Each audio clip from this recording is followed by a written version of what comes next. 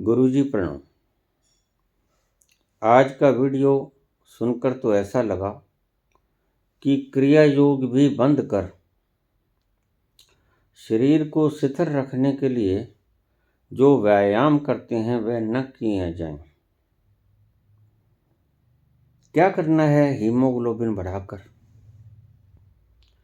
क्रिया योग भी मन की शांत झील में कंकड़ी फेंकने के बराबर नहीं है क्या? नाद जागरण भी अपने प्रयत्न पर नहीं है। जब जगेगा तो जग जाएगा, ना जागे तो ना जागे। जब हमें कुछ चाहिए ही नहीं, जब कुछ मिल ही नहीं सकता, तो कुछ करने की बात तो अलग है, सोचा भी क्यों जाए। सारी चिपकाहट छोड़ दी जाए और जो होना है सो होने दिया जाए। मेरी अल्प बुद्धि में इतना ही आया। 4-5 गंभीर बीमारियों को ढो रहा हूं, उन्हें भी भूलने की कोशिश करूंगा। आपका अत्यंत आभारी हूं, धर्मानंद। सुंदर सवाल, बहुत सुंदर सवाल। ऐसे सवाल आने चाहिए।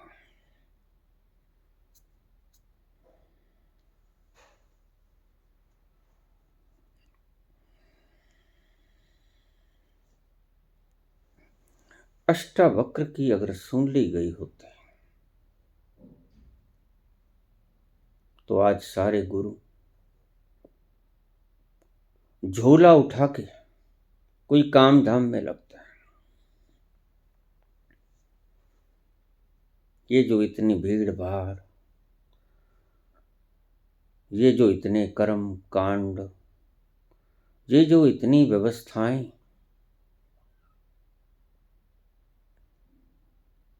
ये तंबुओं की कतार, ये उपदेशक न होते अगर अष्टावक्र की बात सुन ली जाती।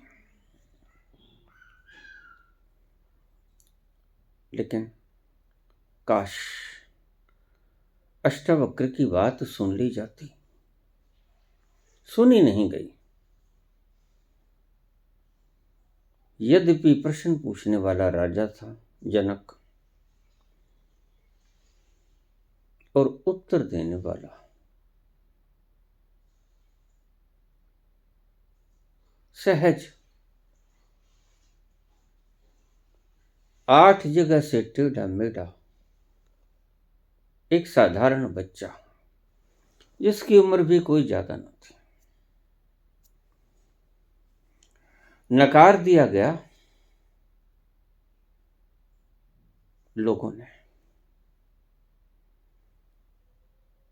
और झूठ के बलबूते पर इतने पाखंड के भवन निर्मित किए गए जिसका कोई अंत नहीं। और इतने भवन पाखंड के निर्मित यूं ही नहीं किए गए।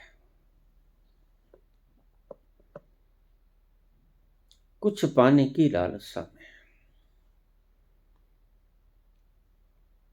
जब तक मन है तब तक पाने की लालसा बनी रहेगी।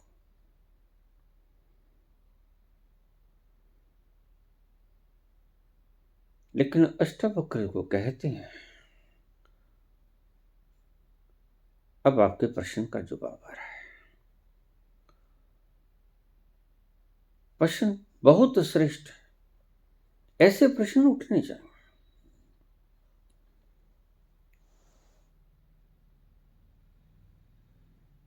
न स्वर्ग की कामना, न नरक का भय, न जीवन मुक्त होने का उद्देश्य,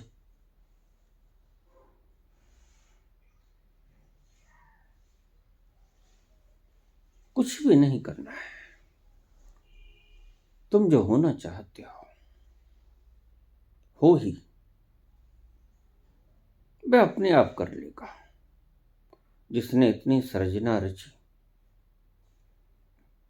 आपने कभी आंखें उठाकर ऊपर ठीक से देखा नहीं होगा। विशाल संरचना, विराट अस्तित्व, उसके पास जाने से भय लगता है।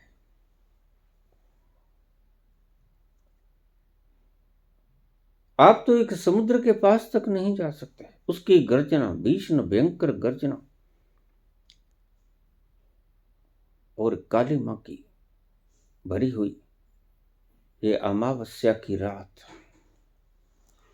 और समुद्र का भयंकर गर्जन आपके हृदय को कंपा देता है।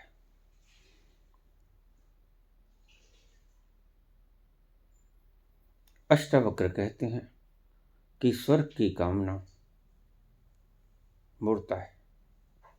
क्यों? क्योंकि देखो तुम हो कौन। समुद्र के अमृत के भरे हुए कुंड हो तुम। एक विशाल समुद्र आनंद और मस्ती का भरा हुआ, वो तुम हो। तो मात्र स्वर्ग की, छोटे से स्वर्ग की कामना करके करोगे क्या? और नरक से डरो मत, क्योंकि कोई नरक तुम्हें छू नहीं सकता। और जीवन मुक्ति की आकांक्षा न करो, क्योंकि तुम कभी बंधे ही नहीं।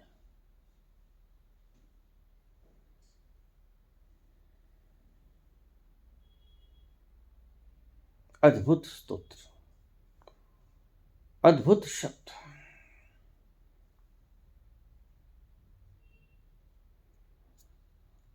प्रश्न उठेंगे, स्वाभाविक है। इन गुरुओं ने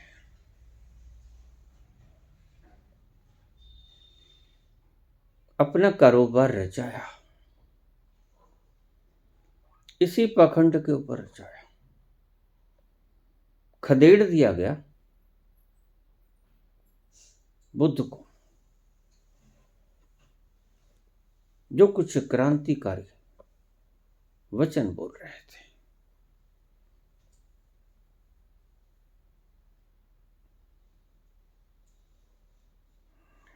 और फिर पूछा है दूसरा प्रश्न कि अगर स्वयं से ही मिल जाएगा, अगर मिल ही जाएगा, अगर कुछ करना ही नहीं है, तो फिर गुरु की क्या आवश्यकता है? गुरु की आवश्यकता तो है, लेकिन उस गुरु की आवश्यकता नहीं जो कि मार्गदर्शक नहीं। मार्गदर्शक की आवश्यकता तो पड़ेगी, ये भी बताने के लिए कि कुछ ना करो। कौन बताएगा? गुरु ही बताएगा ये भी कि कुछ ना करो।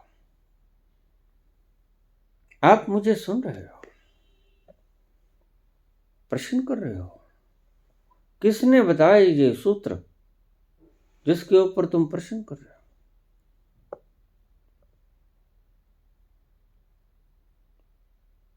मैंने ही बताया, और मेरे ही बातों को सुनकर तुम्हारे अंतस में ये प्रश्न उभरा और तुमने मुझसे प्रश्न पूछ लिया। निस्संदेह सभी के भीतर ये प्रश्न उठता होगा, कोई दबा लेता होगा, कोई मुखर हो जाता होगा।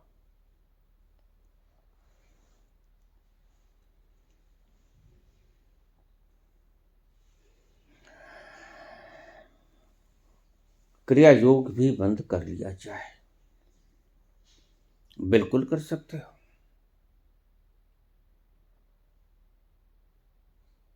कौन कहता है कि आवश्यक है? हीमोग्लोबिन को बढ़ाकर क्या करोगे? बिल्कुल क्या करोगे।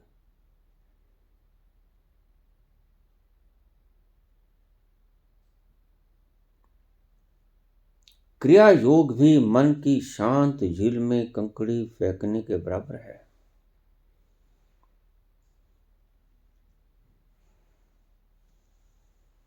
जहां गलती खा गए।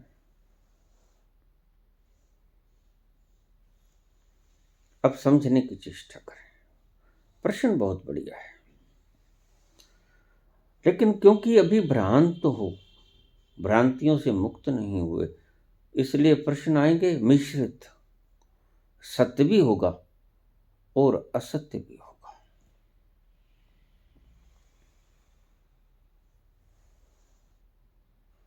आप गटर के पास चारपाई बिछाकर सोए हुए हो और कोई तुमसे कहे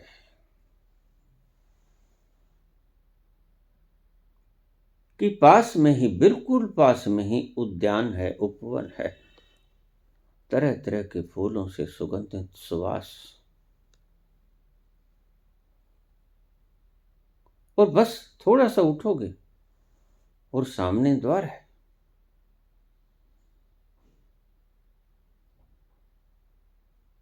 तो आप उठकर जाना तो पड़ेगा ही ना। कोई बताएगा कि इस गटर की दुर्गंध के पास मत सोए रहो, थोड़ा उठो, बस सामने पीठ मोड़ोगे और सामने दिखेगा द्वार, जहां सुगंधित वातावरण से युक्त उपवन में भांति भांति के फूल खिले और बड़े आनंद मगन हो जाओगे वहां जाकर। चलो मेरे साथ।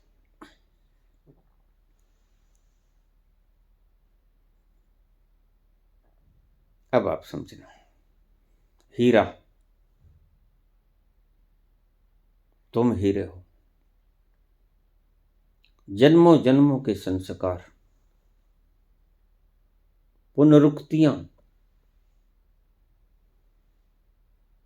तुम्हारे ऊपर कीचड़ बनकर चिपक गई। तुम हीरे हो। और अष्टावक्र यही कहते हैं। अब एक एक बात को ध्यान से समझ लेना। तुम हीरे हो, यह सत्य है, और अष्टावक्र यही बात बताते हैं कि तुम हीरे हो। अब आगे चलो।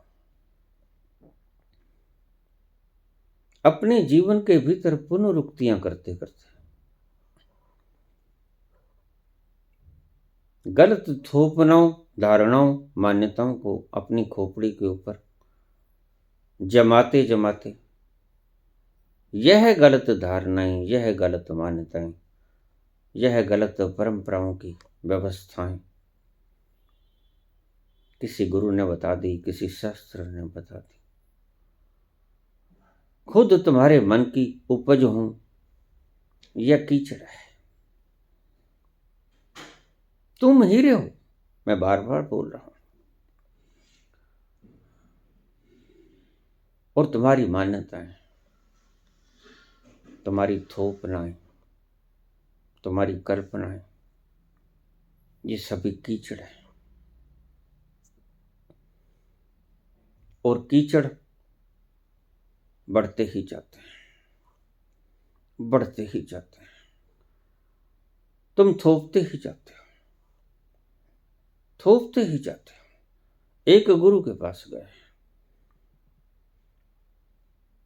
उसने कीचड़ थोप दिया। फिर दूसरे के पास गए, उसने कीचड़ थोप दिया। फिर तीसरे के पास गए। महात्मा बुद्ध 22 गुरुओं के पास गए, सभी ने अपने अपने कीचड़ थोप दिए। अगर आप ये कहो कि महात्मा बुद्ध को 22 गुरुओं के द्वारा मिला, तो आप गलती में हो। दत्तात्रेय को 24 गुरुओं के कारण मिला, तो आप गलती में हो।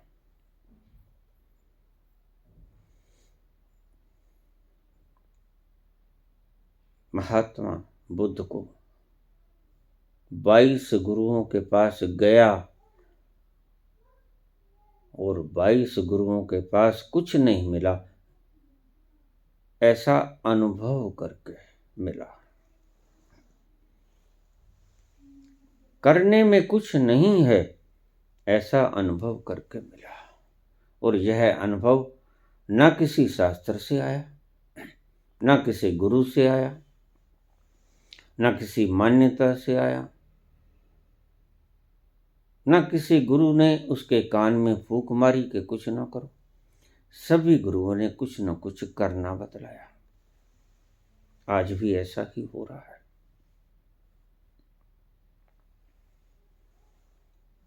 जिसके पास भी चले जाओ, वह कुछ न कुछ करने की बात करेगा। ये मुद्राएं साध लो, ये आसन साध लो, ये कल्पनाएं साध लो,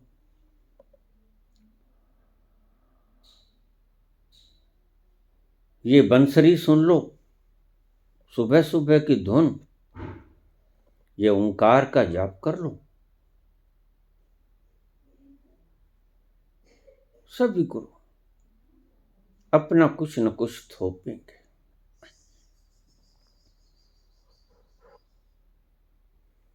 और यह थोपना तुम्हारे हीरे के ऊपर कीचड़ की तरह जमता जाएगा। और यह जमता जमता जमता जमता आज विशाल पहाड़ बन गया है।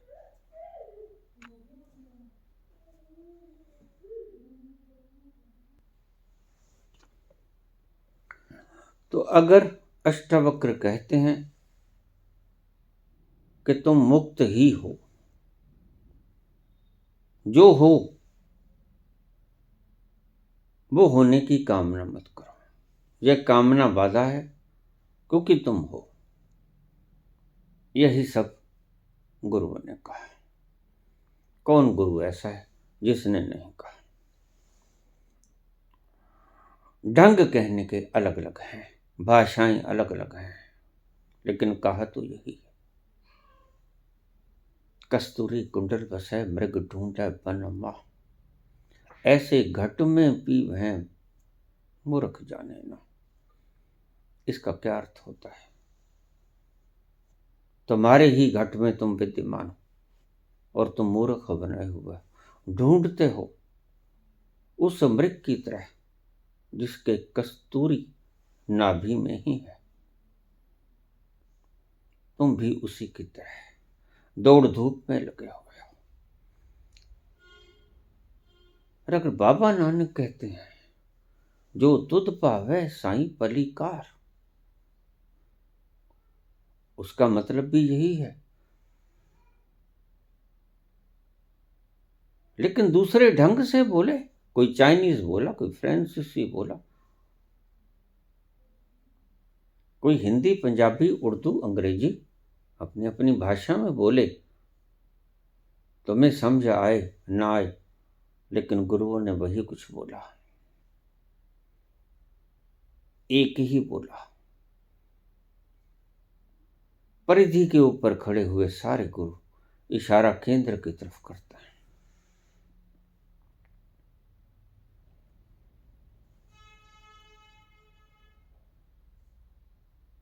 ठीक कहते हैं अष्टावक्र कि तुम हीरे हो, स्वयं ही हीरे हो। ठीक कहते हैं कबीर कि तुम्हारे भीतर ही घट में ही है।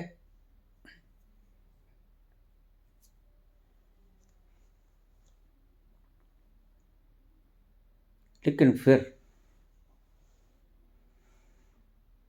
गुरु की आवश्यकता क्या है? गुरु की आवश्यकता बताने के लिए, यह बताने के लिए कुछ ना करो तो भी कोई तो बताएगा ही। इसे मार्गदर्शन कहते हैं। नाम कुछ भी दे दो, गुरु दे दो, भगवान दे दो, मार्गदर्शन, तुम्हें सूझ देना, सन्मति देना, यही सन्मति होती है। और भगवान कृष्ण कहते हैं कि जाको मैं दारुण दुख देहीं, जिसको मैंने दुख देना होता है ताकि मत पहले हर लें, उसकी मति मैं पहले ही हर लेता हूं।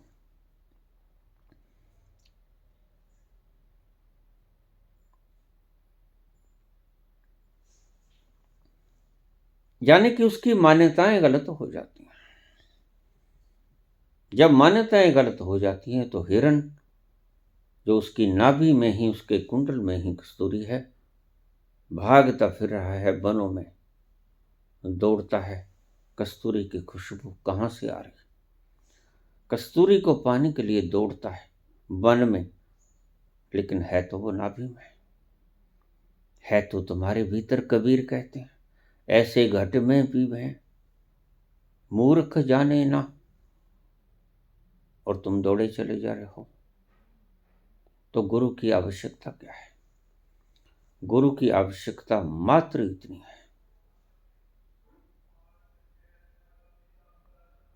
गुरु की आवश्यकता, गुरु को कोई मतलब नहीं, गुरु को तो पता लग गया तुम्हारे लिए है, तुम्हें आवश्यकता है, सही मार्ग तुम तलाश रहे हो, तुम्हें आवश्यकता है सही मार्ग की। तो बताएगा कौन कि तुम्हारे ही भीतर है, जिसे खोज रहे हो। तुम हीरे हो, अष्टवक्र ठीक कहते हैं, लेकिन हीरे ने ये जो मान्यताएं थोप रखी हैं, कीचड़, मान्यताएं थोपते थोपते थोपते इतने जन्मों में तुम्हारे हीरे के ऊपर इतना बड़ा कीचड़ का अंबार लग गया है, पता कैसे चलेगा? यही दुविधा हुई हमारे भारत में। यह विश्व गुरु को जब कानों में अष्टवक्र के ये सूत्र गूंजे कि तुम ही हो शिव, तुम ही हो सत्य चित आनंद, ये तो सत्य था, लेकिन जो ऊपर कीचड़ जम गया है, जिसे बोल रहा है अष्टवक्र, उसे तो अपनी पहचान हीरे के ऊपर जमा हुआ कीचड़ जैसी दिखती है। तो उसने मानना शुरू कर दिया, शिवोहम शिवोहम। कृष्ण ने कहा, नैनम छिदंती शस्त्र, बिल्कुल ठीक कहा कि तुम हीरे हो, तुम अजर अमर हो। और उस हीरे ने जमे हुए कीचड़ को अपनी सत्ता मानकर जपना शुरू कर दिया, नैनम छिदंती शस्त्र। यही दुर्भाग्य हमारे देश के साथ घटा।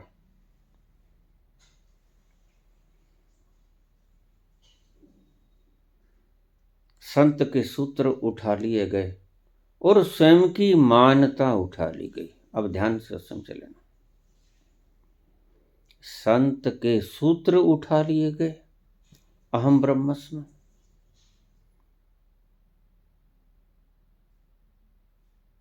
अनल हक। संत के सूत्र उठा लिए गए कि तुम जीवन मुक्त हो, मुक्त होने की आवश्यकता नहीं है।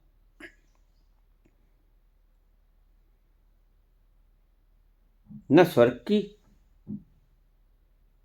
इच्छा रखो, न नरक से डरो, क्योंकि जो खुशी तुम ढूंढ रहे हो, उस खुशी का विशाल सागर तुम खुद ही हो। और नरक से मत डरो, क्योंकि तुम्हें कोई शस्त्र काट नहीं सकता। तुम भय मत मानो, तुम ऐसा हो।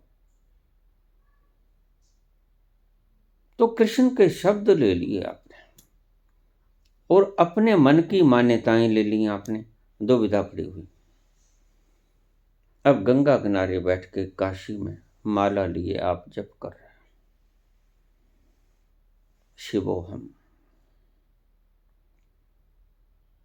सत्यचित आनंद हो।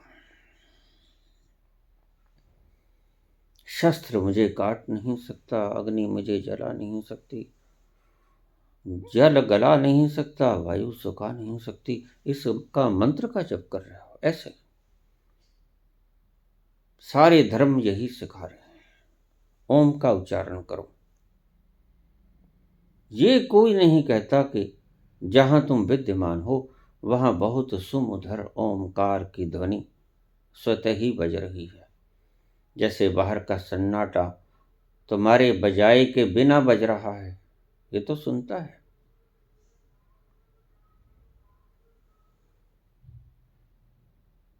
कैसे इनकार करोगे सन्नाटे की आवाज को? हाँ, लेकिन जिसे कानों से बिल्कुल ही न सुनता होगा, जो जन्म से बहरा होगा, वो कहेगा तुम झूठ बोलते हो, कोई सन्नाटा वन्नाटा है नहीं, तुम गलत कहते हो, और तुम हंसोगे। तो आज बात उल्टी हो गई है। आज जन्मजात बहरे बहुत, जन्मजात अंधे बहुत।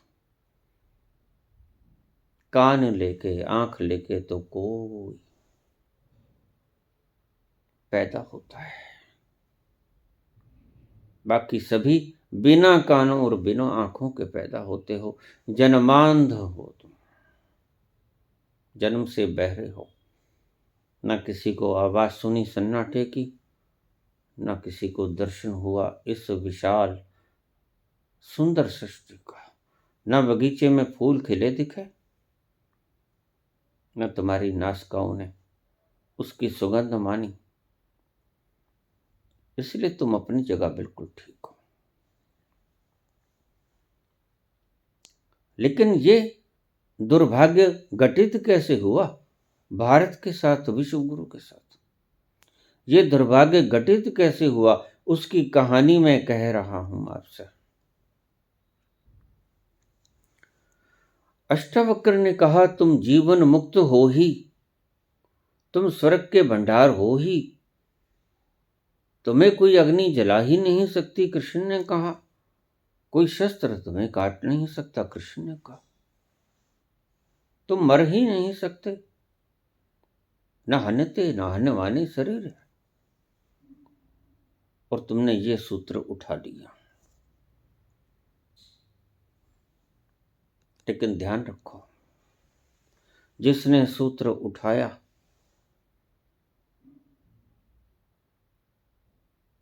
वो खुद को मानता क्या था? खुद को मानता था शरीर। तुम खुद को शरीर मानते हो। प्रश्न के नीचे सारी पोल खुल गई। भांति भांति की व्याधियों से ग्रसित हूं, कई प्रकार के रोगों से युक्त हूं। कौन युक्त है? शरीर युक्त या तुम युक्त? टाइम टाइम फिस हो गई, आखिर में आ गया।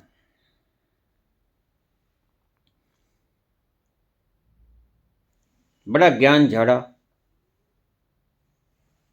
लेकिन आखिर में आ गया। टाइम टाइम फिस।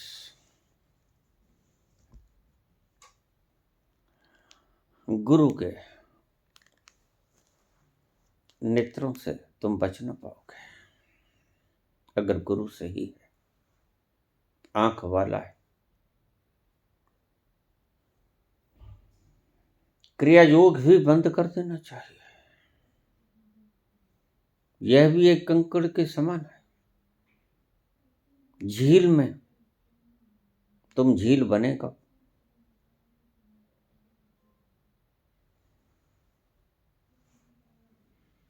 झील बन गए।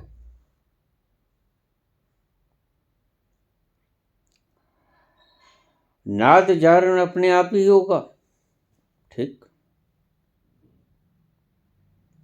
जब जगेगा तब जगेगा, न जगे तो न जगे।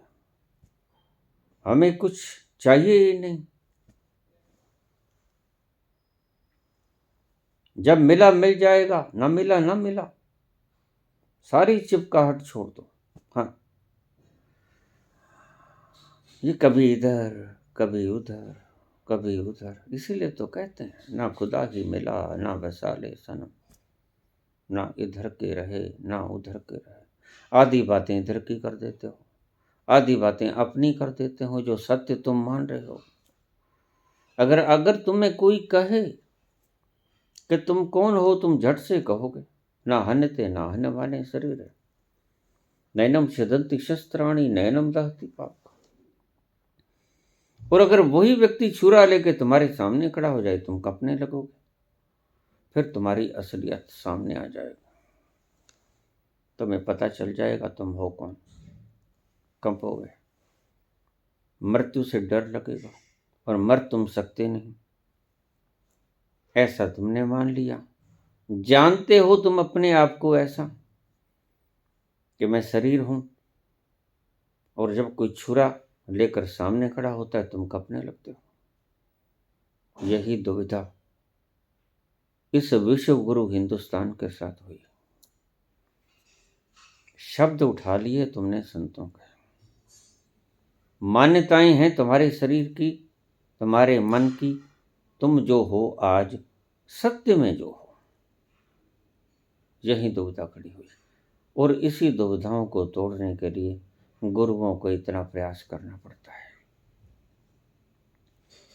तुम्हारी दुविधाएं टस से मस होने का नाम ही नहीं लेती। क्या करें गुरु? फिर नकली गुरु पैदा होते हैं। कोई नहीं कहता हीरे के ऊपर का कीचड़ छांट दो, कोई नहीं कहता हीरे के ऊपर का कीचड़ खुरच दो। सभी कहते हैं ये लो 5 नाम, ये जपते रहो। जो वो खुद जानते हैं वो ही कहेंगे ना।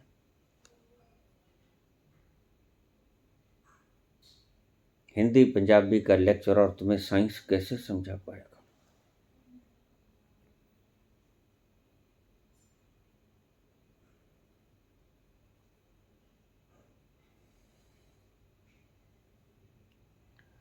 इसी दुविधाओं से ग्रस्त हिंदुस्तान मारा गया।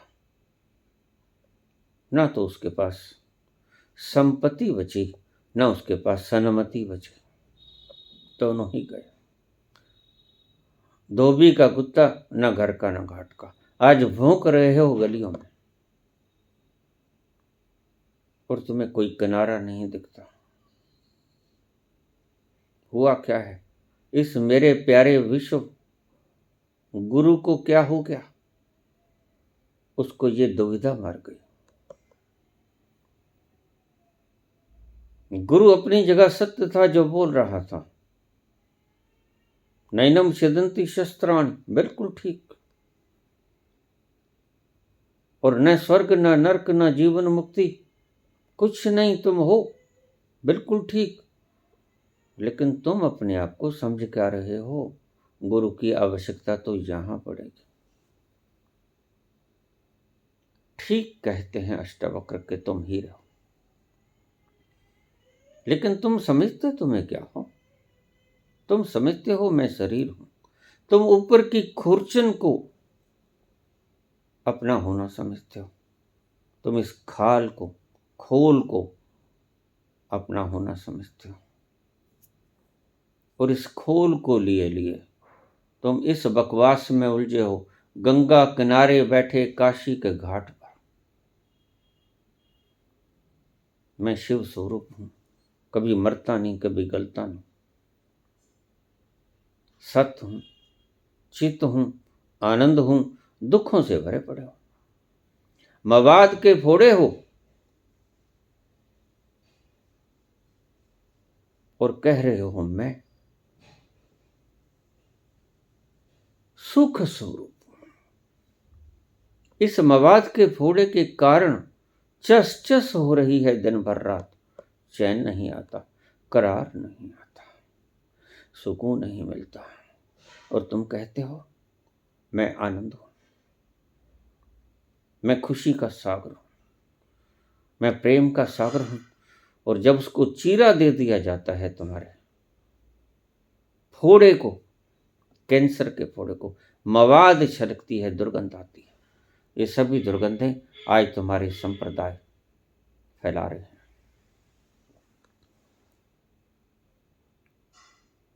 धर्मों के नाम के ऊपर बोर्ड धर्मों के लगे,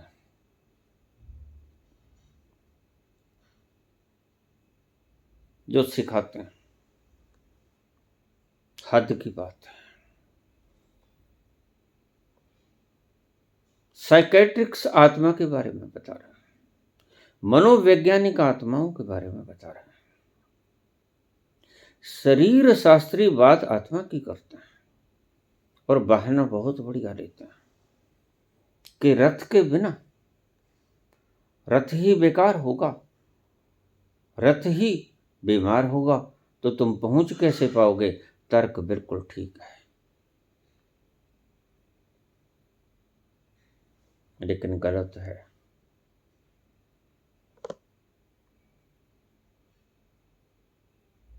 जब तुम शरीर हो ही नहीं तो शरीर से रथ का काम क्यों लेना है। शरीर को निरोग बनाने के लिए आज के आध्यात्म गुरु क्या खाओ क्या ना खाओ, कैसे श्वास लो कैसे ना लो, क्या करो क्या ना करो, कितना भोजन करो कितना ना करो, ये तुम्हें सब कुछ समझा रहे हैं। और दूसरे धर्म ऐसे भी हैं जो तुम्हें समझा रहे हैं, तुम्हारा मन भटके तो दबा लो, काम उठे दबा लो, क्रोध उठे उसे दबा लो। इसको तिजोरी के भीतर कैद मत करो, इसको बाहर फेंक दो। कहां फेंक दो। फेंकना आता है तुम्हें। यही दुर्भाग्य हुआ हमारे भारतवर्ष का। और मैं फिर कहता हूं, अगर कृष्ण को सचमुच सुन लिया जाता, कबीर को सचमुच सुन लिया जाता, अष्टावक्र को सचमुच सुन लिया जाता,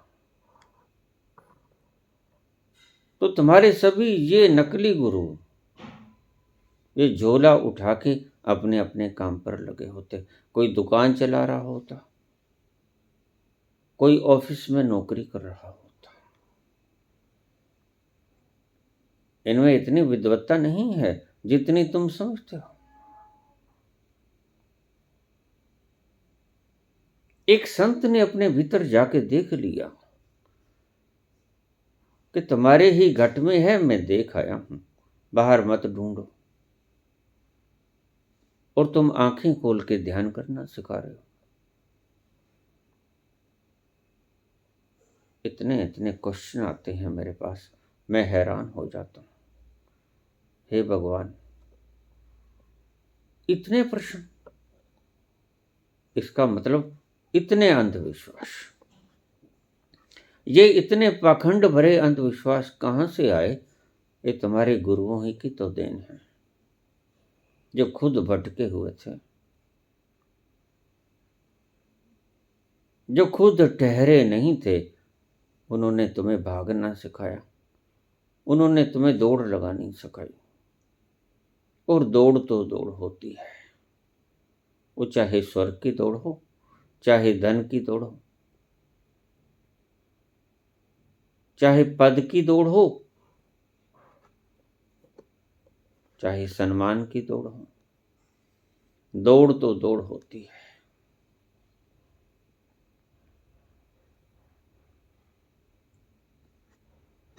तो प्रश्न पूछ लेते हो। सभी गुरुओं ने अपने अपने रास्तों से बोला और तुमने उनके रास्तों के शब्द पकड़ लिए। यही भारतवर्ष का दुर्भाग्य रहा। तुमने ये नहीं देखा कि अगर कोई गुरु कहता है पूर्व से खड़े होके कि पश्चिम की तरफ चलो, रास्ते में केंद्र आएगा, और दूसरा गुरु कहता है पश्चिम से खड़े होके कि तुम पूर्व की तरफ चलो, रास्ते में केंद्र आएगा। उत्तर से खड़ा हुआ गुरु कहता है कि तुम दक्षिण की तरफ चलो, रास्ते में केंद्र आएगा। और दक्षिण में खड़ा हुआ गुरु कहता है कि तुम उत्तर की तरफ चलो, रास्ते में केंद्र आएगा। सारे गुरु ठीक है। तुमने ये तो देखा नहीं कि सभी का इशारा किस तरफ है। तुमने ये देखा कि एक गुरु कहता है कि तुम दक्षिण की तरफ चलो, दूसरा कहता है तुम उत्तर की तरफ चलो, तीसरा कहता है तुम पूर्व की तरफ चलो, चौथा कहता है पश्चिम की तरफ चलो। तो तुम कहते हो बाबा मैं पागल हो गया, मैं क्या करूं? मैं कहता हूं तुम पागल होते जाओ, लेकिन इनका शब्द मत पकड़ो, इनका इशारा पकड़ो। मैं सदा से यही कहता आया हूं। एक शिष्य समझ ही नहीं रहा था, गुरु ने बहुत समझाया लेकिन शिष्य नहीं समझा। उसने कहा अच्छा ऐसे करो। उसके पास एक गड़वी पड़ी थी, छोटा लोटा जिसे कहते हैं, तांबे का। कहता अच्छा ऐसे करो, तुम कहीं से जाकर एक गागर लेके आओ, बड़ी, जिसे हम टोकनी भी कह देते हैं, बड़ी गागर। बोले क्या? शिष्य ले आया। उसके पास एक लोटा पड़ा था, पानी से भरा हुआ, तांबे का लोटा, जिससे वो पानी पिया करता था। तांबे के लोटे से पानी पीना सेहत के लिए बड़ा गुणकारी है, खास तौर से पेट के लिए। इसलिए हमारे पुरातन ऋषियों ने यही बात कही थी कि रात्रि को इस लोटे को पानी से भर देना, सुबह उठकर खाली पेट इसको पी लेना, बड़े फायदे होंगे। तो वह लोटा अपने पास रखा करता था।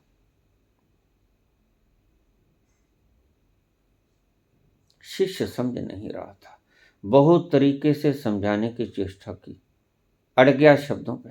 अभी तो आपने कहा था गुरुजी कि पूर्व चलो रास्ते में केंद्र आया, अभी तुम कह रहे हो पश्चिम चलो रास्ते में केंद्र आएगा। हद हो गई। ये दोनों बातें मैं एक साथ से कैसे मानूं?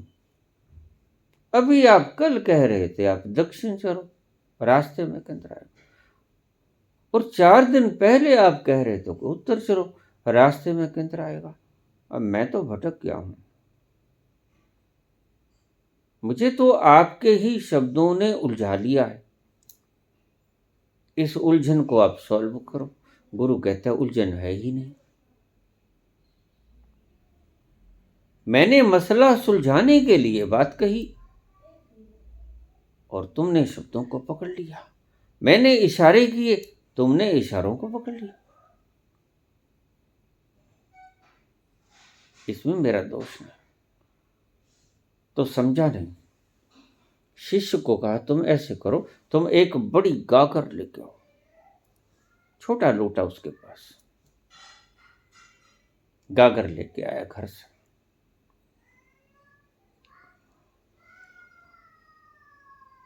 जब गागर ला के रखती, लो गुरुजी गागर ले आया।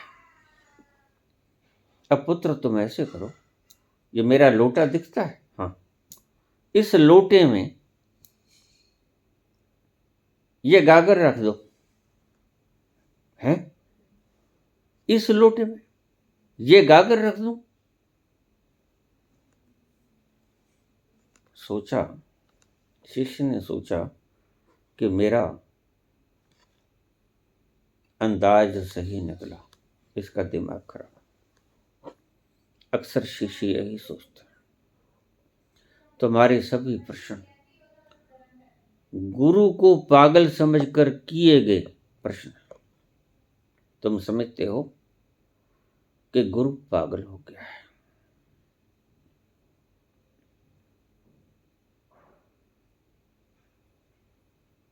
तभी तुम्हारे भीतर प्रश्न उपजते हैं। कल तो ये कहा था, आज ये कह रहा है।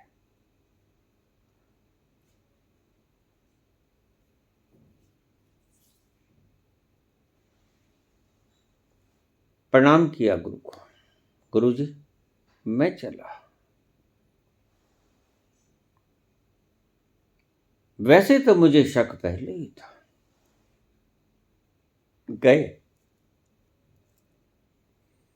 कभी बोलते हो उत्तर से चलो, कभी बोलते हो दक्षिण से चलो, कभी पूर्व, कभी पश्चिम, कभी कोई कभी कोई। मैं समझ तो पहले ही गया था। आपके शब्दों की अंतर्द्वंदता समझकर आपके पागलपन को समझने में देर तो नहीं लगी थी। मैं बहुत सियाना हूं, लेकिन आज तो बिल्कुल साफ हो गया कि आपका छोटा सा लोटा इसके भीतर ये विशाल गागर समा कैसे पाएगी। आज तो बिल्कुल ही स्पष्ट हो गया। उसने उठाई अपनी गगरिया और चलने लगा तो गुरु कहने लगा, रुको। चल ही दिए तो अब रुको, एक क्षण के लिए रुको। जाना तो है ही, चले जाना, मैं रोकता नहीं।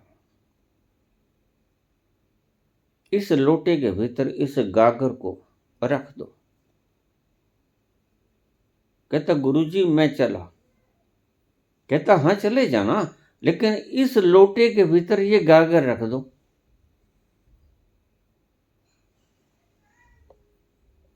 अब तुम भी उसकी जगह होते तो तुम भी कहते, बिल्कुल पागल हो गया है, बैलेंस खो चुका है। आखिर बोला शिष्य, गुरुजी ये कैसे संभव है? इस छोटे लोटे के भीतर ये बड़ी गगरिया कैसे समा पाएगी? आप भी बिल्कुल पागलों वाली बात करते हो और मेरा अंदाज सही निकला कि तुम पागल हो। मैं गलत फंस गया। वो कहते, बस ऐसे ही तुम हो। तुम्हारी छोटी सी बुद्धि में वो विराट समा जाए। सदा से तुम इस बात की कामना में संलग्न हो। तुम्हारे सभी प्रश्न इस छोटे लोटे में कैसे गागर समा दी जाए, सारे प्रश्न इसी बात से संबंधित थे आज तक। और मैंने फिर भी समझाने की चेष्टा की, इस लोटे में गगरिया नहीं आएगी भाई। लोटा बड़ा क्षुद्र है, छोटा है वॉल्यूम में, और वह जिसकी तुम बात कर रहे हो वो समझ में आता नहीं। लोटा जितनी तुम्हारी समझ और गागर जिसने विशाल को तुम समाना चाहते हो, इस लोटे में कैसे समा पाएगा? पागल मैं नहीं हूं, पागल तुम।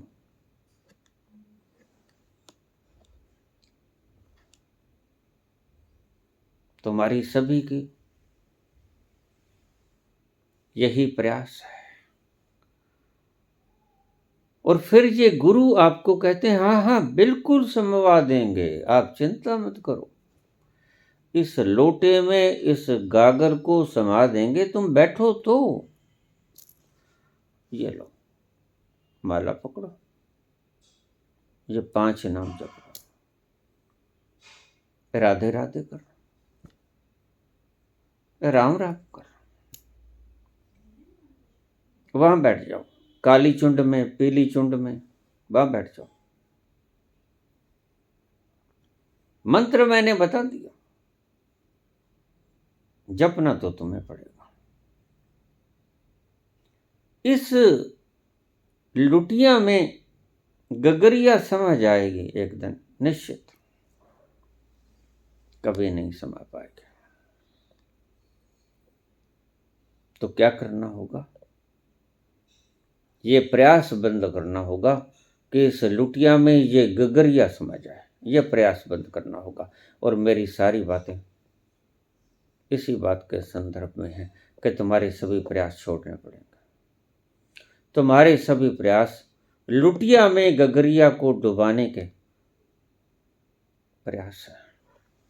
हो पाएंगे? कभी सफल हो पाओगे? नहीं हो पाओगे। तो क्या करना चाहिए? तो सभी प्रयास बंद करना चाहिए। जो हो ही नहीं सकता, ये ठीक गगरिया तो नहीं समा पाएगी, लेकिन एक बात समझ लेना, ये लुटिया गगरिया में डूब जरूर सकेगी। ये सत्य है।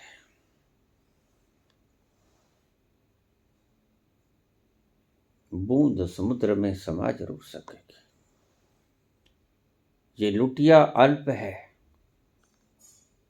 इसलिए भगवान कृष्ण कहते हैं सर्वधर्माण परित्यज्य, इस लुटिया को माम एकम शरणम व्रज, मेरी गगरिया में समर्पित कर दो। अहम त्वाम सर्व पापेभ्यो मोक्षयिष्यामि मा शुच, मैं तुम्हारी सभी भ्रांतियों को दूर कर दूंगा। हो ही जाएंगे। जब लुटिया गगरिया में समा गई, जब बूंद सागर में विलीन हो गई, तो फिर भ्रांति रही कहां। लेकिन तुम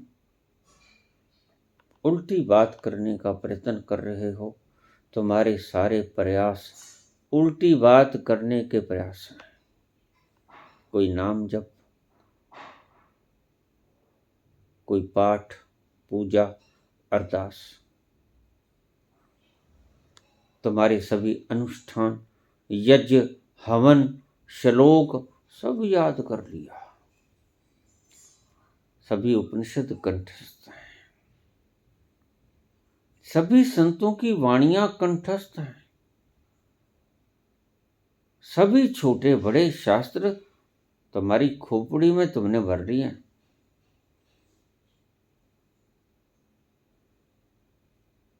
और तुम्हें यह नहीं पता कि तुम्हारा सारा भरना बेकार है, क्योंकि तुम्हारी खोपड़ियां जैसे जैसे भरेगी वैसे वैसे स्पेस कम होता जाएगा, और प्रभु को उतरने के लिए स्पेस एक दिन बिल्कुल नहीं बचेगा। तुमने एक घर खरीदा आराम करने के लिए, विश्राम करने के लिए, और अगर तुमने उस घर को सामान से ही भर दिया, ऊपर नीचे तक, फर्श से छत तक, सारे कमरों को, सारी स्पेस को तुमने सामान के साथ ही भर लिया, तो क्या खाक आराम कर पाओगे जब जगह ही नहीं बचेगी। तुमने सारी स्पेस को, सारे वैक्यूम को पदार्थ से भर दिया है। ये तुम्हारे शब्द पदार्थ, तुम्हारी खोपड़ी के लिए पदार्थ, जम गया है ये पदार्थ। अब इसमें कोई खाली जगह बाकी नहीं बची। परमात्मा उतरे भी तो कैसे उतरे। और खोपड़ियां इतनी भरी पड़ी है कि इसके भीतर कोई अगर सही व्यक्ति कुछ डालना भी चाहे तो तुम्हारी खोपड़ियां तत्काल रिस्पॉन्स करती है कि तुम गलत कहते हो। फला गुरु ने तो यही कहा, हमारे गुरु ने भी यही कहा, और उसने भी यही कहा, और उसने भी यही कहा।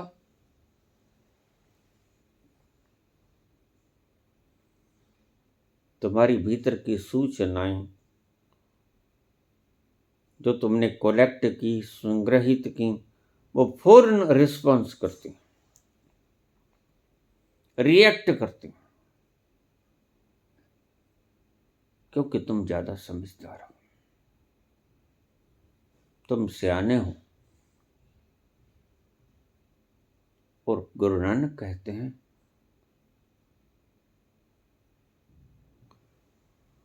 सहस सियाणपन लख हो गए।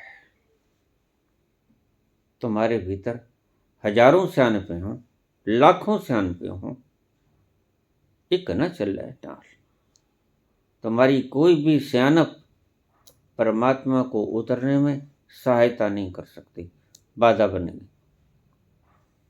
जैसे झरने के ऊपर रखा हुआ पत्थर झरने को फूटने में बाधा बनता है, ऐसे ही तुम्हारी सारी सूचनाएं परमात्मा के भीतर उतरने में बाधा उत्पन्न करती हैं। और तुमने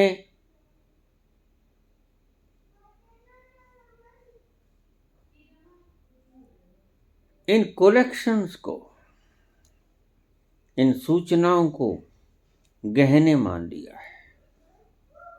और ध्यान रहे, जब भी कोई व्यक्ति बंधनों को गहने मान लेगा वह कभी मुक्त नहीं हो पाएगा। अब इन शब्दों को आप अपने हृदय में उतार लेना। अगर आपको बंधन सोने के दे दिए जाएं, अगर आपको बंधन हथकड़ियों की तरह, बहुत से लोग आपने देखे होंगे सोने की मोटी मोटी संगलें हाथ में, गले में, सारे शरीर पे लटकाए रखते हैं।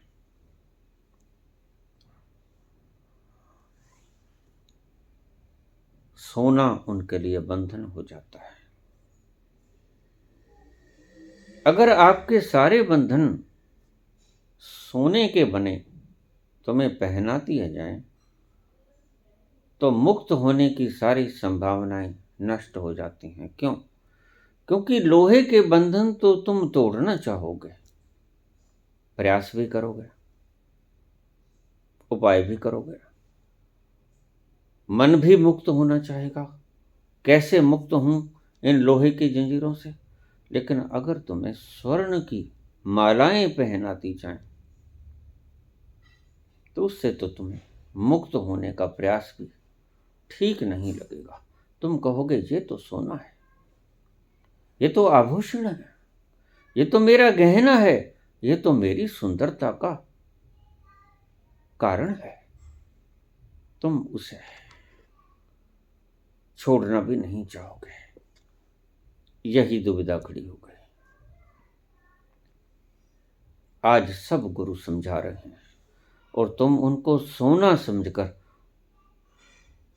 हैं वो जंजीरें अपनी खोपड़ी में सजा रहे हो। बहुत ज्ञानी हो गए हो, बहुत सूचनाएं तुमने इकट्ठी कर ली हैं। और बड़ी दुखद बात है, जो ज्यादा सूचनाएं रखता है उसके तुम पांव पूछते हो। कितने लोग आते हैं कबीर के पास ज्ञान लेने के लिए, कितने लोग आते हैं बुद्ध के पास ज्ञान लेने के लिए, कितने लोग आते हैं नानक के पास ज्ञान लेने के लिए, लेकिन उनकी भीतर की करुणा क्या करे। जा जाके बांटती है घर घर उस करुणा को। नानक कहां तक नहीं चले गए, मक्का मदीना। क्यों इतनी दूर तक गए, तुम्हारे घर क्यों पहुंचे, आज कुआ प्यासे के पास क्यों पहुंचा।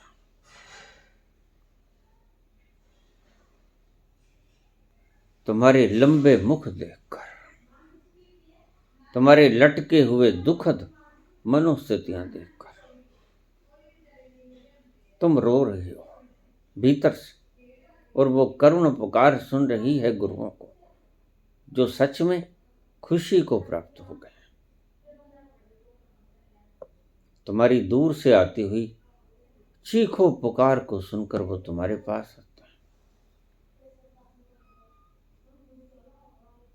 ऐसा ही बुद्ध करते हैं, ऐसा ही महावीर करते हैं। कबीर के पास कितने लोग गए, कबीर के पास गिनती चुनती के लोग गए। और आज कितने गुरुओं के पास ये इतनी भीड़ भड़का क्यों है? क्योंकि सूचनाएं हैं, आडंबर है, पाखंड है। इसलिए दुनिया दुखी पहले भी थी, दुनिया दुखी आज भी है। ऐसा कभी क्षण नहीं आया कि दुनिया दुखी ना रही हो। हाँ, मात्रा कमोबेश हो सकती है, लेकिन दुनिया सदा ही दुखी रही है, सदा ही दुखी रहेगी।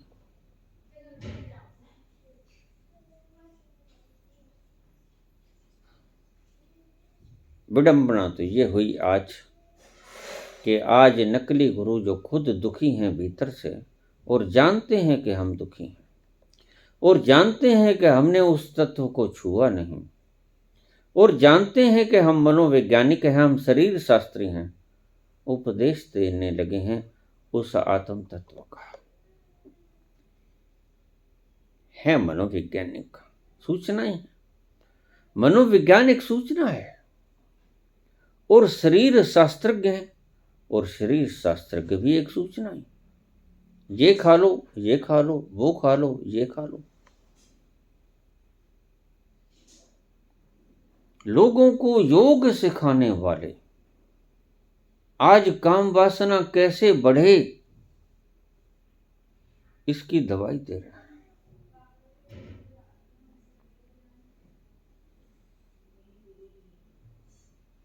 लोगों को अंतस का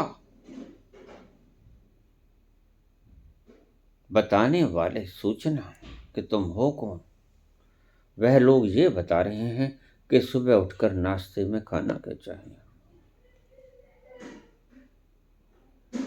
जो अदृश्य है, जो दिखता नहीं, उस बात को जिसने बताना था रहस्य को, वो आज बता रहा है कि यहाँ सुषुम्ना है, यहाँ ब्रह्मरंध्र है, यहाँ से इड़ा जाती है, यहाँ से पिंगला जाती है, यहाँ मूलाधार है, यहाँ से सरार है, यहाँ विशुद्धि चक्र है, यहाँ अनाहत है। इन सभी चक्रों को अगर छोड़ दिया जाए, इन सभी मनोस्थितियों को अगर छोड़ दिया जाए, ये आवश्यक नहीं है, ये आवश्यक भी नहीं है, बल्कि ये बाधा भी है, और तुम इन्हीं के पास जाते हो। ये उपयोगी हैं। अगर तुम्हें कोई रोग है, दर्द हो रहा है, दुखता है, कोई रोग है, साध्य या असाध्य, तो इनके पास जाया जाए, वो ठीक। लेकिन ऐसे ही ज्ञान इकट्ठा करना, तो फिर विश्वविद्यालय में जाना और इनसे ज्ञान प्राप्त करना, उसमें फर्क क्या है? तुम कहते हो कि हमने सुख पाना है,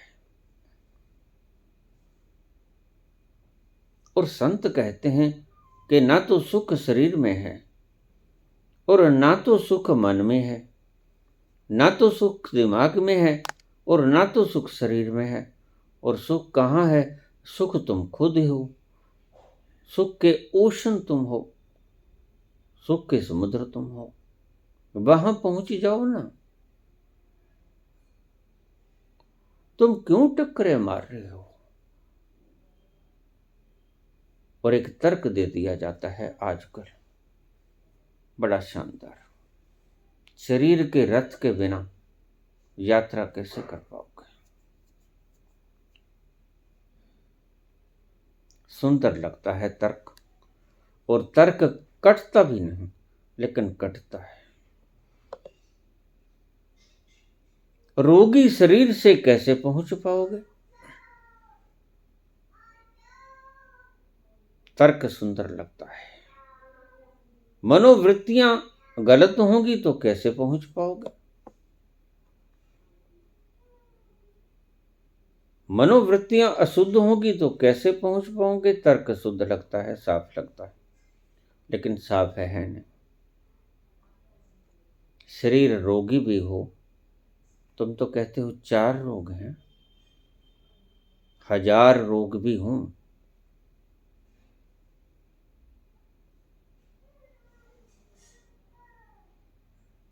तो भी तुमने रोगों को ठीक नहीं करना है। अष्टावक्र कहते हैं कि तुम वो जो जिसे रोग है वो तुम हो नहीं, ये जानना है। तो कितने भी रोग हों, क्या फर्क पड़ता है? गुरु तुम्हें सिखाते हैं रोग से मुक्त कैसे होना है, लेकिन ये वैद्य से ज्यादा दर्जा नहीं रखते। अष्टावक्र तुम्हें सिखाते हैं कि जिसे रोग होता है वो तुम नहीं हो, ऐसा जानना है। ये तुम्हें सिखाते हैं कि न्यूरॉन्स को स्वस्थ कैसे करना है। ये ग्लैंड्स के भीतर अच्छे हार्मोन्स कैसे पैदा करने हैं। ये सेरोटोनिन और डोपामिन का फ्लो कैसे बढ़े, ये कैसे करना है। ये कॉर्टिसोल और एड्रेनलिन ज्यादा पैदा ना हो, ये कैसे करना है। ये सही मात्रा में मेलाटोनिन और सेरोटोनिन पैदा हो, ये कैसे करना है। ये भला तुम्हें आत्मिक तत्व सिखा रहे हैं।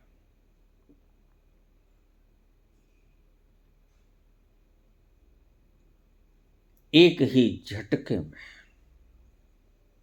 अष्टावक्र काट देते हैं तुम्हारी सभी धारणाओं को, मूढ़ भ्रांतियों को। ना तुमने कोई हार्मोन पैदा करना है, ना तुमने कोई शरीर का रोग मिटाना है, ना तुमने जो पतंग उड़ रहा उसकी एक एक डोर काटनी है। अष्टावक्र तो मुका ही देते हैं, खत्म कर देते हैं सारी कहानी। वो तो कहते कि किसी डोर को नहीं तो छोड़ना है, तोड़ना है, किसी कैंची की आवश्यकता नहीं। तुमने तो मात्र जिस डोर से पतंग उड़ा रहे हो उसे ही छोड़ देना।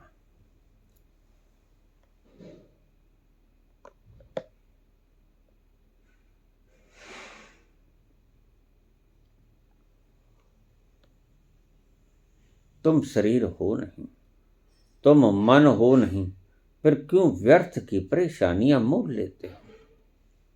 तुम क्यों नहीं अपने आत्म तत्व को जान लेते। लेकिन इसमें सबसे बड़ी परेशानी है मन।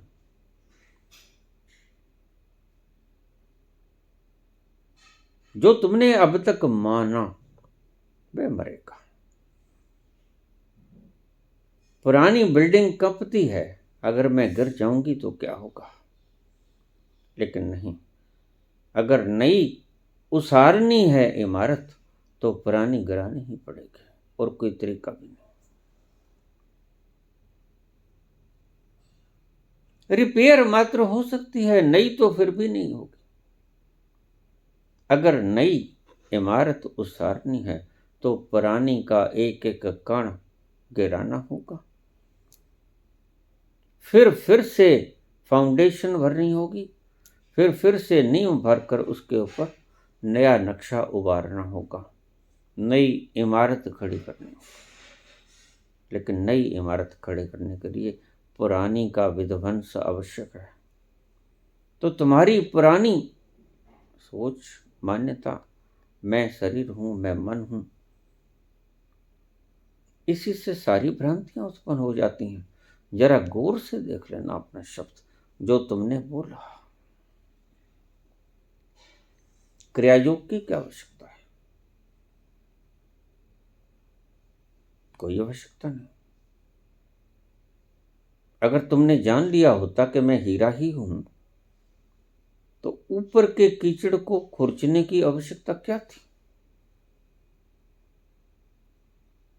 लेकिन मुश्किलात तो तब है गुरु के लिए कि तुम इस कीचड़ के लेप को लिए लिए पुकारने लगे हो कि मैं हीरा हूं, मैं हीरा हूं। यही मुश्किल खड़ी हो गई। गुरु क्या करे। किसी योग की आवश्यकता नहीं, किसी प्रार्थना की आवश्यकता नहीं, उपवास की आवश्यकता नहीं, किसी दवा की जरूरत नहीं। जब रोग ही नहीं है, जब तुम रोगी हो ही नहीं सकते तो दवा की आवश्यकता क्या है।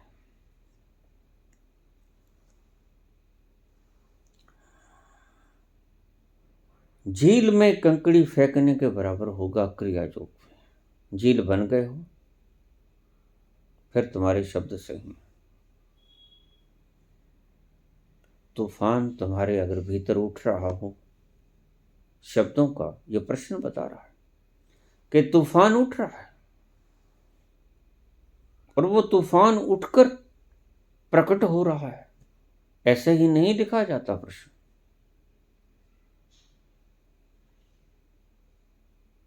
नाद जगेगा जग जाएगा, नहीं जगेगा नहीं जग जाएगा। अगर रस्सा छोड़ ही दिया है तो फिर फिक्र क्यों करते हो? लिखने की आवश्यकता क्यों थी? लिखेगा भी कौन? किसको सुना रहे हो? किसने पूछा था? यही हमारी भ्रांति है। इसलिए विश्व गुरु आज भटक गया है। तुमने शब्द उठाए अष्टावक्र के कृष्ण के, महावीर के बुद्ध के, कबीर के नानक के, और भ्रांतियां रखी खुद की। तुम्हारी भ्रांतियां वो ही रहेंगी। किसी व्यक्ति का परनाला दूसरे व्यक्ति के घर में जाता था, बारिश का सारा पानी उसके घर में आ जाता। तो उस भले मानस ने कहा कि भाई ये परनाला तुम अपनी तरफ कर लो।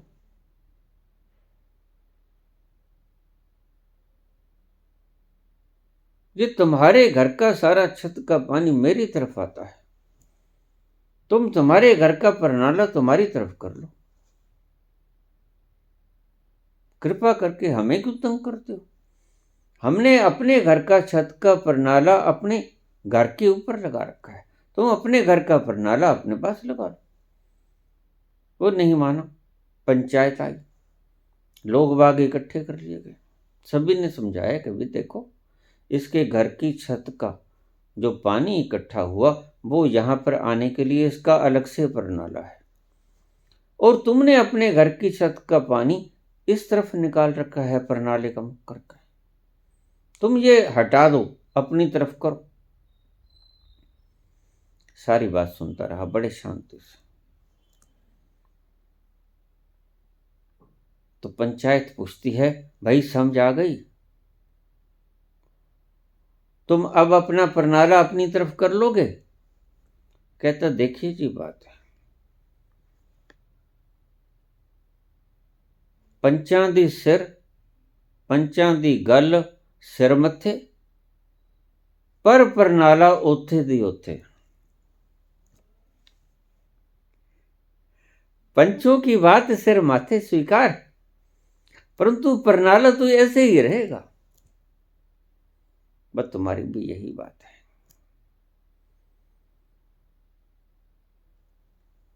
शब्द संतों के उठा लिए, ध्यान से समझ लेना।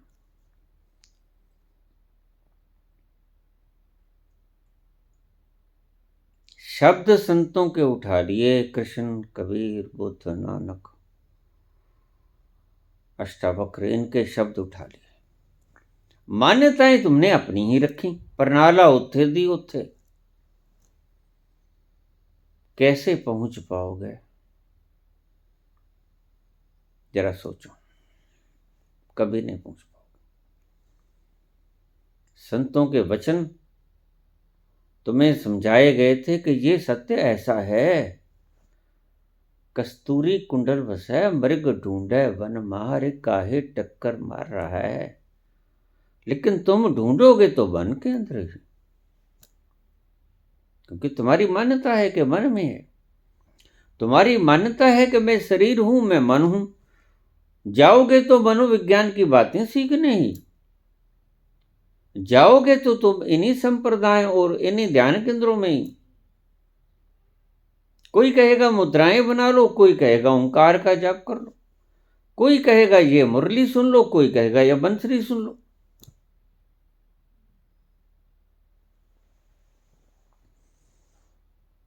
तुम कहोगे पंचों का कहना सिर माथे, पर नाला ओथे दी ओथे।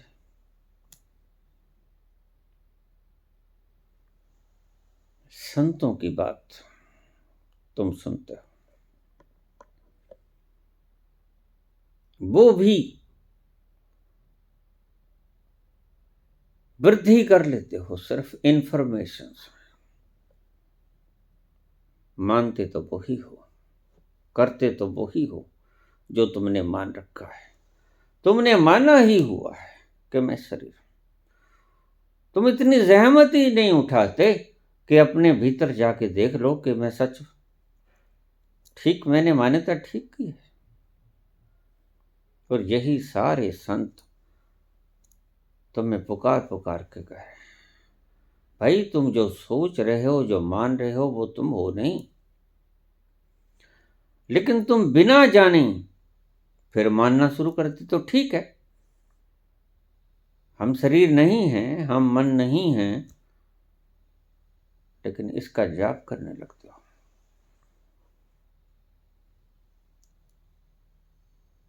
कितनी ही मुरली सुन लो,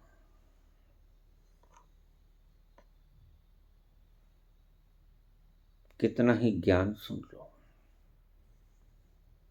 कितने ही मनोचिकित्सक, आजकल डॉक्टर बहुत आ गए हैं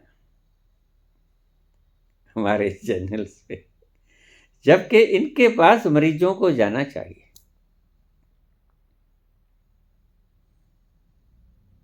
और बहुत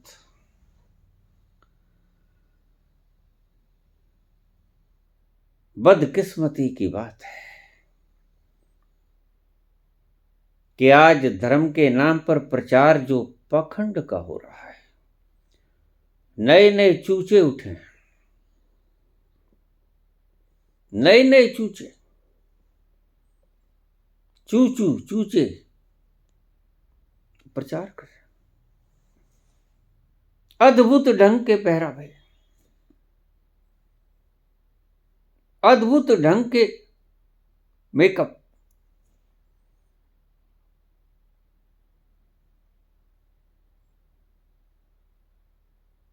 हमारे पास आ जाओ।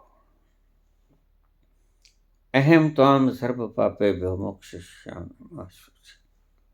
बोल साचे दरबार की जय। फिर तुम कहते हो कि हम दुखी हैं।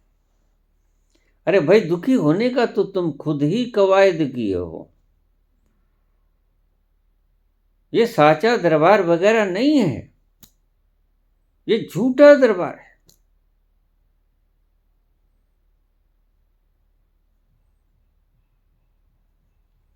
ये तुम्हें कुछ नहीं देंगे। आज नहीं कल इन पखंडियों की पोल खुलेगी। मेरे पास रोज प्रश्न आते हैं, मैं कहता हूं कि देखिए, मैंने एक बार प्रवचन में डाल दिया, उसको सुन लो। और भी बहुत प्रश्न हैं, राहतें और भी हैं वसल की राहत के सिवा, और भी दुख हैं जमाने में मोहब्बत की सवा। तुम बार बार एक ही आदमी का, तुम जानबूझकर उसकी बातों को उछाल कर व्यर्थ में ही तुम उसको मान दे रहे हो, जबकि वह व्यक्ति मान के योग्य है ही नहीं। उस व्यक्ति को पाखंड फैलाने के जुर्म में सजा होनी चाहिए। ऐसे राजनीतिकों को जो पाखंड फैलाते हैं, जो गलत धोखाधड़ी करते हैं, जो राष्ट्र को गुमराह करते हैं और उस गुमराही के बलबूते पर राज्य शासन करते हैं, ऐसे व्यक्तियों को राज नहीं होना चाहिए, मिलना चाहिए, सजा मिलनी चाहिए। लेकिन जनता में अभी इतना बल आया ना। जनता में जिस दिन बल आ गया, उस दिन ऐसे लोग जो पाखंड फैलाते हैं, वो जस्टिस की कचहरियों में खड़े हुए सबूत देंगे कि हम ठीक कैसे हैं। सच्चा सच्चा सबूत। उस दिन आएगा रामराज। वो है रामराज, ये कोई रामराज नहीं जो चाहे जैसा चाहे पाखंड फैला दे, जो चाहे जैसा भी हो लोगों को गुमराह करना शुरू करते। आज मैं देखता हूं लोग इतने पागल हो चुके हैं क्योंकि मल्टी डायमेंशनल बातें सुनते हैं। एक व्यक्ति साइकेट्रिक साइकोलॉजी बोल रहा है, उसके दिमाग में ले आए बात। एक व्यक्ति शरीर शास्त्री है, शरीर की बात बोल रहा है, वो ले आया दिमाग में। एक व्यक्ति आत्मा की बात बोल रहा है, वो दिमाग में ले आया। सूचनाएं ही सूचनाएं हैं, और ये मल्टी डायमेंशन सूचनाएं।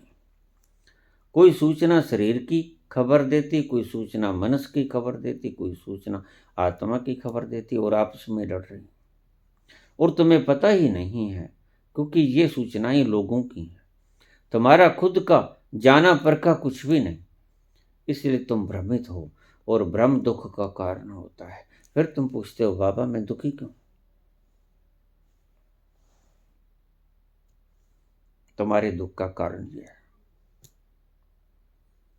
तुमने शब्द उठा लिए लोगों के और मान्यताएं रखी अपनी खुद की, तो तुम दुविधा में फंसे। दुविधा में दोनों गए, माया मिली नारायण। इसको भी इकट्ठा करना चाहा तुम्हें, उसको भी इकट्ठा करना चाहा तुम्हें। तुम्हारी शक्ति मल्टी डायमेंशनल घूम रही है, तुम्हारा मन बहुआयामी हो चुका है, इसलिए दुखी है। तो नानक बाबा ने एक बात कही, एक साधे सब सद है। सब साधे सब जाए। तुमने सभी को साधना शुरू कर दिया, यही मार खा गए। इसको भी सुन ले शायद कुछ मिल जाए, उसको भी सुन ले शायद कुछ मिल जाए, कुछ नहीं मिलता। एक को सुनने से सभी सत जाएगा, और वो एक कौन है जिसको सुनने से सभी सत जाएगा? वो वही है जो तुम्हारे भीतर बैठी है, जिसे कबीर इशारा करते हैं, काहे रे बन ढूंढत जाए।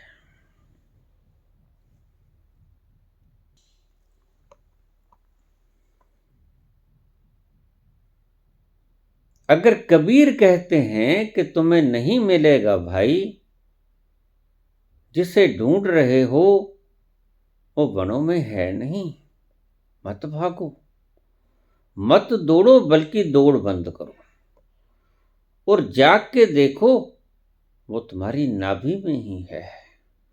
मृग की कुंडल में ही कस्तूरी छुपी है, तुम्हारे घट में ही पिए हैं, बस ये जान लो। अन्यथा भटकन के सिवा तुम्हारे जीवन में आनंद कभी नहीं आएगा।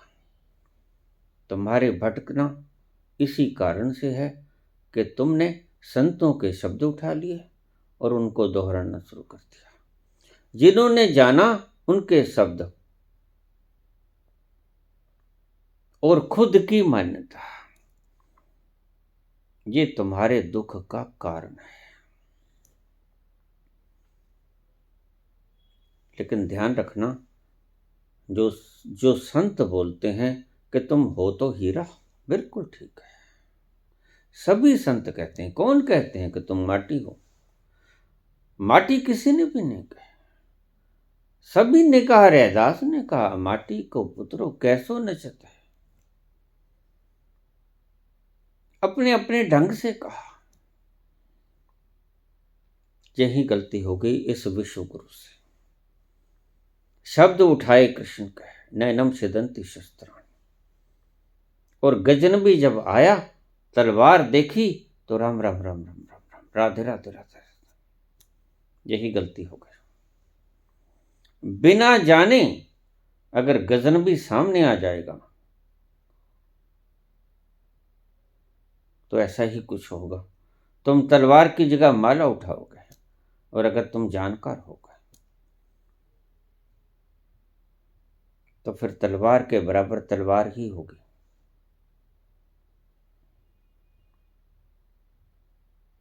अगर तुमने ऐसा किया होता तो तुमने वास्तव में कृष्ण को सुना होता।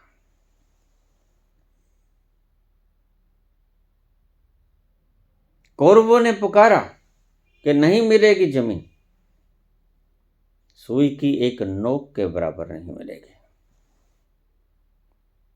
तो फिर कृष्ण ने क्या कहा? मुझे याद कर और कूद जा युद्ध में, मोह को त्याग कर दे, इस शोक को त्याग दे। तू अपना गांडीव उठा और इनके शरीरों को वाणों से छेद दे।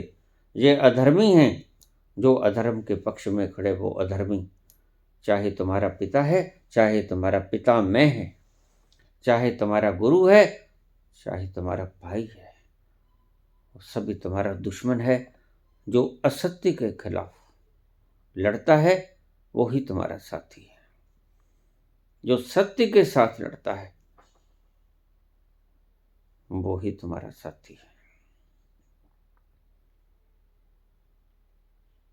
ये बंद होना चाहिए नाटक। शब्द किसी के मत उठाना, वो उनका अनुभव है। परखना, जैसे साइंस परखती है कि क्या ये ठीक है। एटम को तोड़ा जाए तो 3 ही निकलते हैं, न्यूट्रॉन, प्रोटॉन, इलेक्ट्रॉन। 4 तो नहीं निकलते हैं, तुम देखो। लेकिन यही गलती हुई, शब्द उठा लिए तुमने संतों के। बड़े मस्त होते हो संतों के शब्द सुन के। खुद का आपा फ्लोरा नहीं, इसलिए दुखी हो और दुखी रहोगे। खुद का आपा फ्लोर न होगा। छोड़ दो सारे शब्दों को। मैं कहता हूं जैसे अष्टावक्र कहते हैं, इन सब को छोड़ दो। न स्वर्ग की कामना, न नरक का डर, न जीवन मुक्ति की इच्छा। जो तुम होना चाहते हो वो तुम हो ही। जरा देखो, अपने भीतर जाकर देखो। धन्यवाद।